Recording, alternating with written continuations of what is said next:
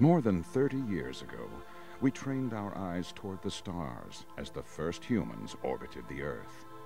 In the 70s, we looked up again toward the heavens to see humans actually living and working in orbit, and witnessed cooperation in space by bitter adversaries. By the early 1980s, the space shuttle was streaking toward orbit in the name of technology and discovery.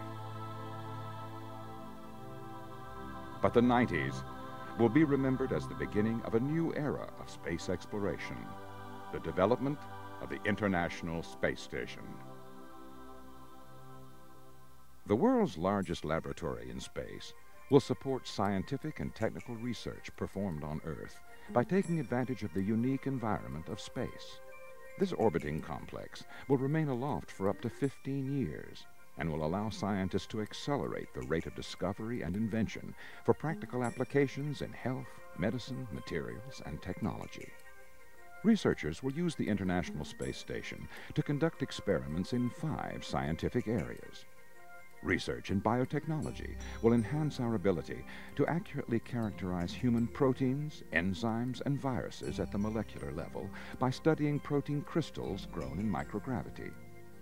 Scientists may then develop better medicines to fight against AIDS, cancer, diabetes, and many other diseases.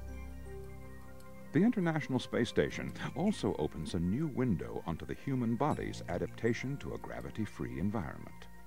Exposure to microgravity can cause an otherwise healthy astronaut to experience rapid loss of bone mass, comparable to osteoporosis, but at a much faster rate.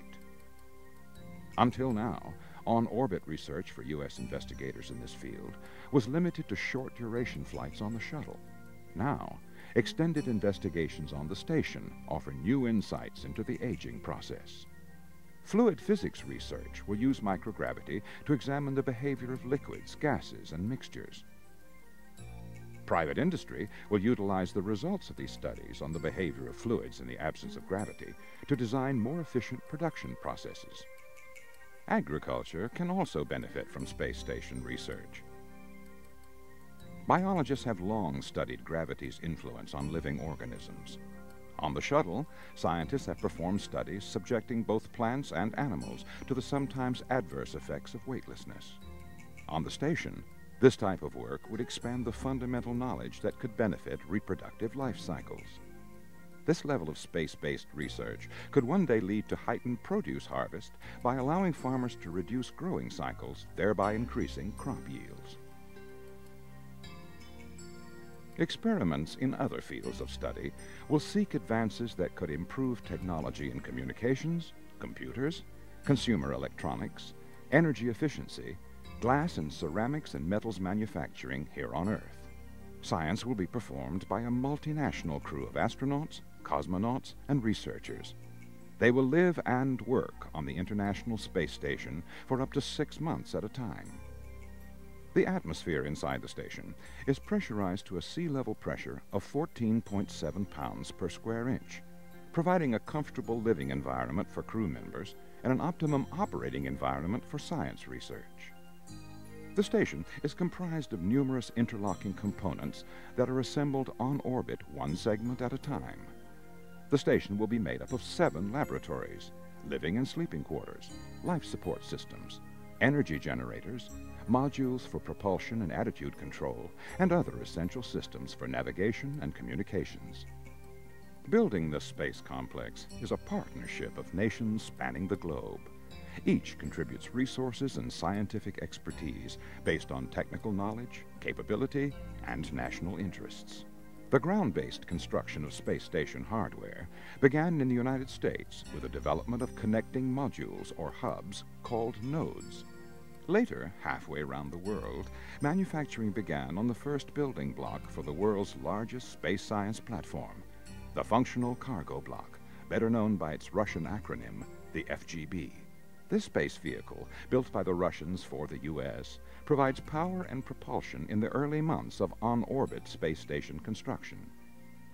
The Russian Space Agency plans to contribute to the station a complex vehicle known as the Service Module, complete with living quarters, propulsion and navigation, as well as room for science experiments. Russia will also provide 3 smaller research vessels and an energy tower to augment the power capability of the station. Other elements being manufactured by the National Aeronautics and Space Administration and its contractors are a laboratory module, which can house close to 100 science experiments, living quarters for the crew members in the habitation module, and an airlock to allow for spacewalking tasks. The long truss structure supporting the station's power-producing solar arrays is the backbone of the orbital outpost.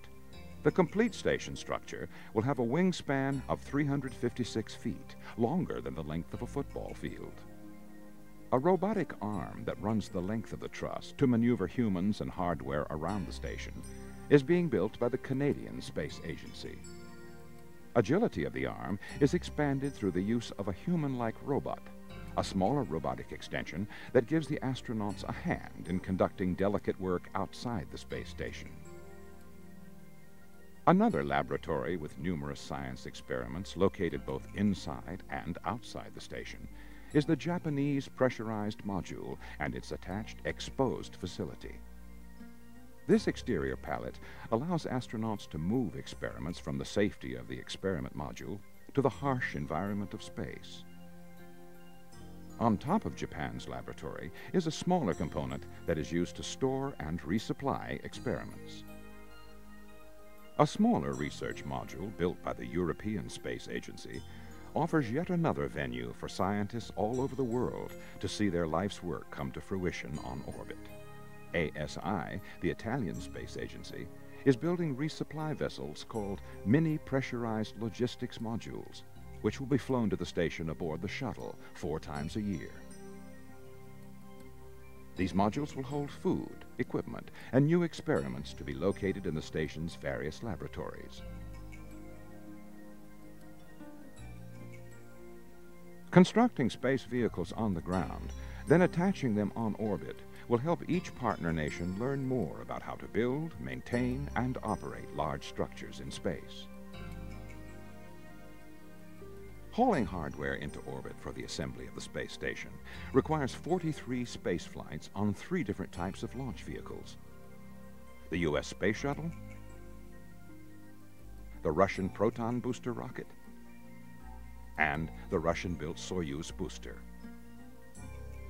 Once it is complete, the station will weigh over 1 million pounds and will be positioned in an orbit 220 miles above the Earth. The International Space Station will circle the planet every 90 minutes, traveling at a speed of 5 miles a second. Its orbit will be inclined 51.6 degrees to the equator, allowing the complex to travel over 85% of the Earth's surface every day. From this extraordinary vantage point, researchers will be able to conduct long-duration research on our planet's environment, its natural resources, as well as its atmospheric and oceanic conditions. This sprawling space campus will be controlled from both the Russian Mission Control Center outside of Moscow and Mission Control at the Johnson Space Center in Houston, Texas. As components from other partner nations reach orbit, a direct communications link will be established with each nation's Space Operations Center, providing a more effective means of interaction with science and research investigators in those countries. By the year 2000, the International Space Station expects to support the work of more than 1,000 scientists at universities and laboratories all over the world. Some researchers will have the opportunity to monitor their experiments as they're being conducted and communicate directly with the astronauts operating the experiment. This requires a complex communications network that will reach out from mission control to scientists throughout the country and possibly throughout the world. For the first time ever, long-duration spaceflight is available to an unprecedented number of scientists and engineers looking for answers to age-old questions. An orbiting laboratory virtually free of gravity will result in new insights and knowledge in scientific and technical fields in ways that cannot be achieved on Earth. Research on the International Space Station could touch the lives of almost everyone who is invested in this technology marvel. For the price of one night at the movies each year, the space station will become a symbol of the investment in America's future. a visible light in the sky for our children to look up at and dream about the wonder of space travel. Almost 4 decades after humans caught their first glimpse of Earth and the heavens from orbit, the International Space Station becomes a permanent home in space, to enable those with a curiosity to explore and those with an unquenching thirst for knowledge, to answer questions yet to be asked about our planet and the universe beyond. The International Space Station, the next step away from our planet.